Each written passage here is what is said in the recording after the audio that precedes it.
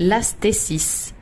Peut-être que ce nom ne vous dit rien, mais si vous êtes une femme ou un tant soit peu intéressée par les révoltes sociales en Amérique latine, vous connaissez sûrement la chanson Un violador en tu camino, un violeur sur ton chemin.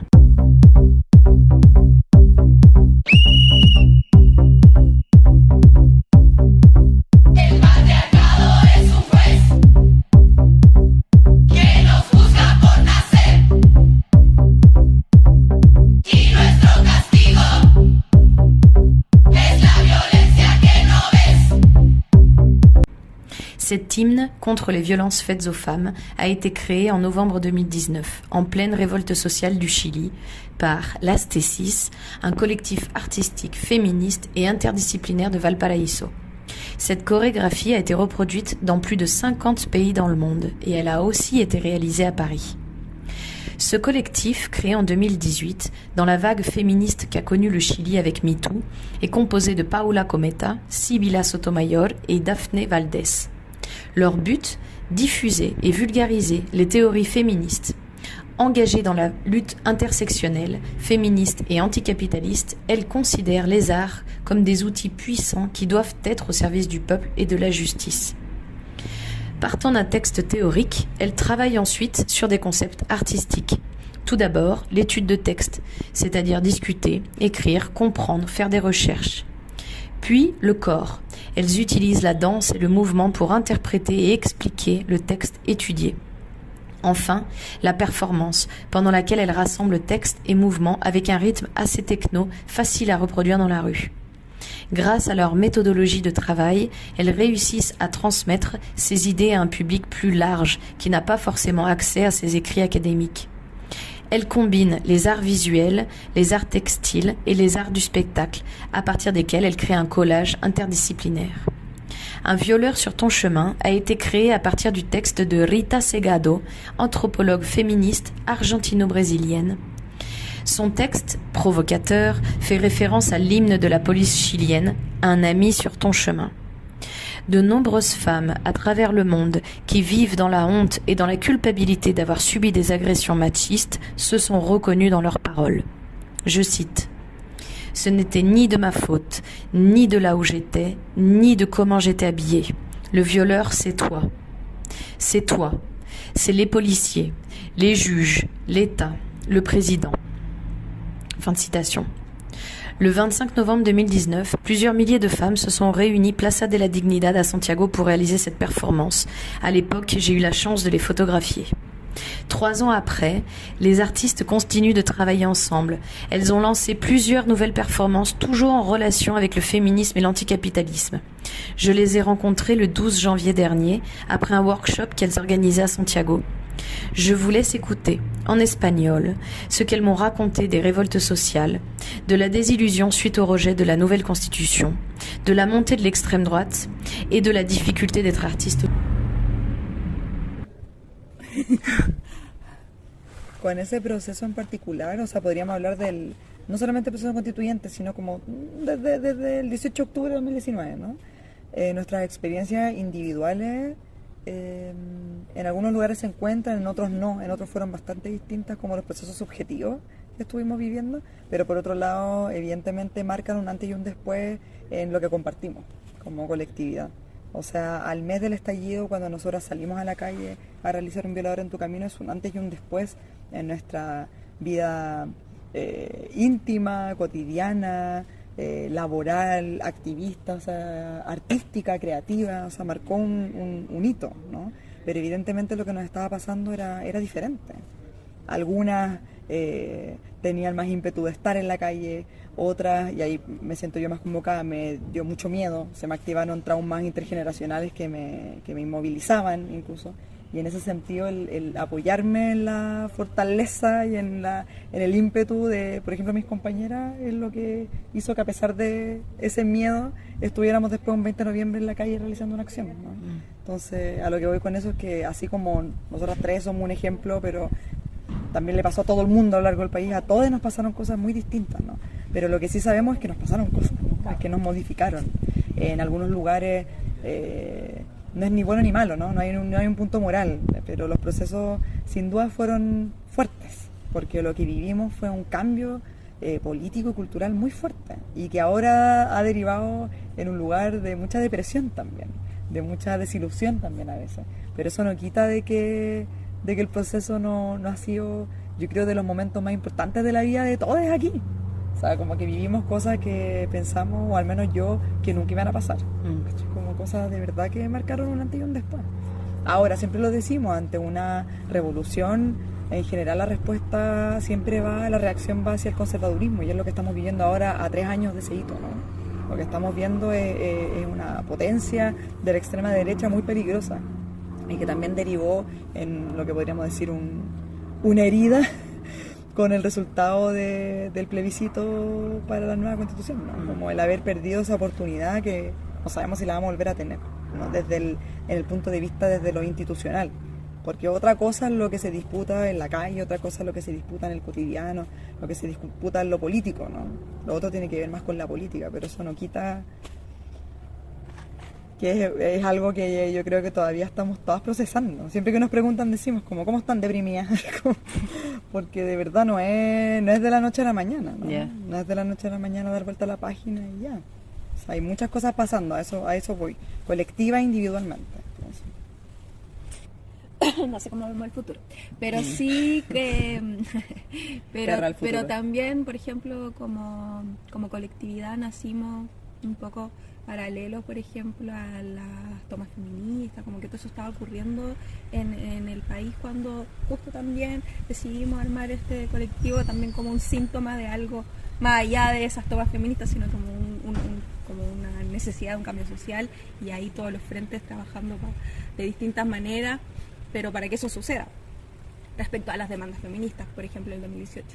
Entonces, el camino o la primera idea que tuvimos como ya hagamos algo escénico que trate teoría feminista, como que eso fue nuestro primer impulso, como para que otra gente pueda llegar a esta idea. Obviamente las formas de hacerlo han ido cambiando, evolucionando, tomando otras direcciones a medida que lo hemos ido haciendo también. Entonces, por ejemplo, vemos en el trabajo colaborativo como que fue algo que encontramos también con otras personas que no necesariamente trabajan desde el arte, que no necesariamente han estudiado, sino que también en las prácticas o en las ideas es un aporte y es una forma de generar nuevos conocimientos, otras formas de dialogar, otras formas de transmitir estas ideas. Entonces, esa sensación de que no necesariamente hay que trabajar y mostrar algo listo, sino que es algo que hacemos en conjunto, por ejemplo, es un aprendizaje que obtuvimos haciéndolo nomás. Entonces ahora todas las cosas que hacemos, la mayoría de las cosas que hacemos es pensando en eso, como no necesariamente tenemos que tener algo terminado ni siquiera, sino que más bien lo que hacemos es una propuesta y la ponemos a disposición de las personas que quieran trabajar con nosotras y levantar esa idea. Entonces creemos un poco que por allá también está nuestro futuro y que hay que hacerlo de muchas otras maneras. Por ejemplo, el rechazo, la victoria del rechazo es también una demostración de que esta idea o estas prácticas no están llegando a todas las personas. Es como claro, es evidente. Entonces quizás hay que modificarlas o buscar la manera en que puedan acceder a otras personas que no la están teniendo, que no han tenido no sé. ¿Sí? Bueno, sí.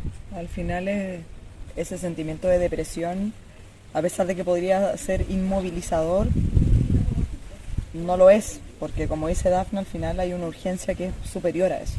Pues al final, o sea, desde ese entonces igual hemos seguido haciendo 28.000 cuestiones, o sea, es como igual hoy día mismo lo que estábamos compartiendo hoy, ¿cierto? Como grupo ampliado, no me refiero a nosotras tres nomás, como talleres, encuentros, hacer, crear, buscar, o sea, responde a eso, y eso también responde a una práctica feminista, como la necesidad o la urgencia de decir, aunque esté deprimida, aunque quiera decir ya chao, que se vaya toda la mierda y abandonar, es como que no lo podemos hacer, no se puede nomás, es inconcebible, no tiene que ver con un tema de voluntad, sino que no se puede, nuestro contexto no lo permite. Y quería interrogarlas un poco con respecto al arte en general. ¿Cómo está el arte en Chile, la cultura? Diversa. Sí. Unos under, otras galerías con gente millonaria, otras galeristas que tienen fondos y se ganan fondos públicos y siguen robándose fondos públicos. Pero en general es muy de autogestión lo que se puede hacer, por ejemplo, no vincular a las instituciones. En Chile tú tienes que postular a un concurso de fondos públicos, en donde generalmente lo que se fortalece es la competencia entre colegas de las distintas o las mismas áreas. Entonces también hay un tema muy, muy triste de fondo, que también es que tu proyecto, para ser financiado, pasa por un jurado que define o no si es que es válido o no financiarlo. Entonces, esa es la poca profesionalización quizás de la forma de cómo lo público se hace cargo de sus gestores y artistas en este país. Entonces siempre es muy precario y siempre tienen la plata la gente que pertenece a sectores de la sociedad mucho más altos, mucho más elitistas, y que para ellos mismos hacen sus concursos y se dan los premios y todos los galardones a ellos mismos. Y en las artes visuales, musicales, escénicas, en la literatura. Entonces cuando aparecen colectivos o expresiones artísticas o de la literatura o de la poesía que están al margen, pasan cosas distintas que contribuyen a los cambios sociales, a canalizar de repente con esas estrategias, metodologías o instrumentos demandas sociales que no están encerradas en Vitacura, que es un sector del barrio alto en Santiago, o en otras partes también así. Entonces eso se ve mucho en el estallido social, también como lo que hablábamos en el taller, de la pared, ¿cachai? De encontrarse con imágenes, te dan cuenta de un contexto, explican un momento histórico, y eso es lo que idealmente hay que tratar de seguir haciendo. El punto es que también hay un blanqueamiento de los edificios públicos después del estallido social, en donde en la misma Plaza de la Dignidad también está la base de ese caballo que sacaron, está de blanco, protegido por la policía. Entonces hay que blanquear, hay que limpiar. Y en eso están también los distintos municipios. Entonces estamos viviendo un proceso desde el estallido hasta ahora de 3 años, que es como de borrón, que es medio institucionalmente higienizado de alguna manera. Entonces es bastante contradictorio, es bastante incómodo, yo creo, muy molesto. Es que responde a nuestra realidad, que vivimos en un país extremadamente desigual. O sea, eso que dice Cometa de que hay personas que no les falta para hacer arte.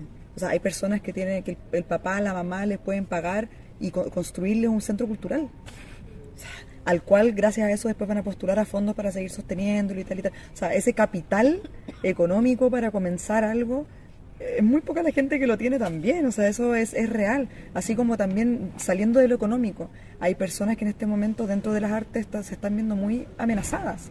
Sobre todo varones cisgénero, sienten que están perdiendo espacio, amenazan a personas que están intentando reivindicar el espacio de mujeres y disidencia del arte, que sabemos que históricamente nos ha sido más bien negado, ¿no? Como que es un espacio que se está luchando.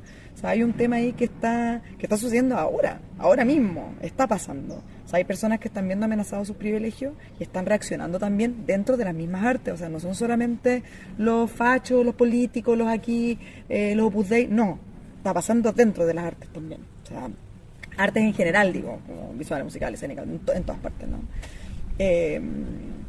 Y también un otro lado que tiene que ver con lo que decía la Cometa de la pared, del afiche, lo que aparece en la protesta, de que también de alguna manera en el contexto de protesta, sobre todo en los últimos 12 años, 13 años, se ha visto un aumento de instrumentalización del arte para la protesta, y no por artistas. No por personas que tengan una formación artística, sino por cualquier persona. O sea, la idea de la performance trascendió, ¿no? La idea del rayado trascendió. O sea, hay cosas que ya se utilizan.